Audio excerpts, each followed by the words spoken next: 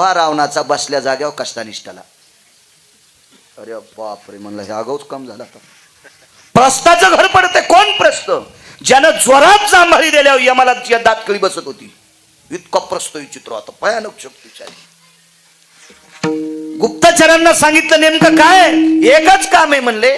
जो राजा जयपत्र मागण्यासाठी आलाय त्यानं समुद्राच्या वाळवंटात वाळूची आणि वडाच्या चिकापासून एक लंका तयार केली आणि ते ज्या वस्तूला बोट लावलं तीच वस्तू पडती.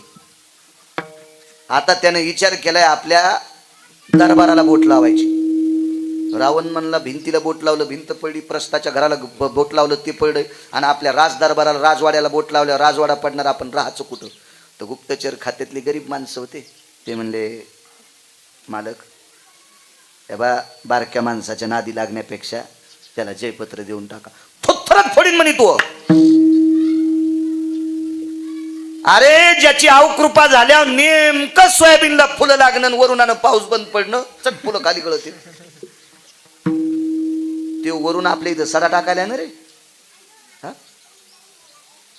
8 दिवस जर नाही निघला तर किती अवकृपा होईल. तो सूर्य आपल्या इथं दिवे लावायला आहे, चंद्रमाला वारं घालायला आहे. इंजने वारी तसे निशापती. निशापती म्हणजे चंद्र. मला रात्रभर हवा घालतोय. एवढा मोठा मी, मुठभर राज्य तळ हाता एवढं, त्याला जयपत्र द्यायचं. म्हणले राजे साहेब एक काम करा, आता श्राद्धाची पूर्ण आहुती झाली की त्याला जयपत्र नेऊन द्या. नशीब आपलं चांगलं, त्यानं पूर्वेकडच्या भिंतीला बोट लावले ती पडली, त्यानं प्रस्थाच्या घराला बोट लावले ते पडले, त्यानं सगळ्या लंकेवर इतक्या काड्या टाकल्या, जर जाळून टाकली तर अख्खी लंका जळल. नाही तर त्यानं ही लंका उचलून जर टोपल्यात घेऊन समुद्रात टाकली तर ही खरी लंका समुद्रात पडते. रावण पळतच आला. म्हणला जयपत्र तुला. पहिल्यांदा रावण वाकला असेल तर चक्रवेन राजाच्या पुढे वाकला. कोणाला म्हणतात चक्रवेन?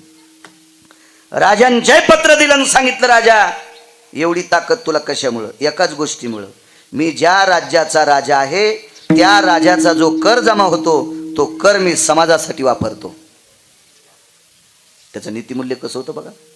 जेवढा जो कर जमा होतो का, कर कर कर, तो कर मी समाजासाठी वापरतो. मग खाता काय? माझ्यासाठी स्वतंत्र माझ्या आजोबानं कमवलेला भूखंड आहे. त्या भूखंडात ज्वारी गहू तांदूळ तूर काय उत्पन्न होईल तितक्यावर माझा संसार धकतो.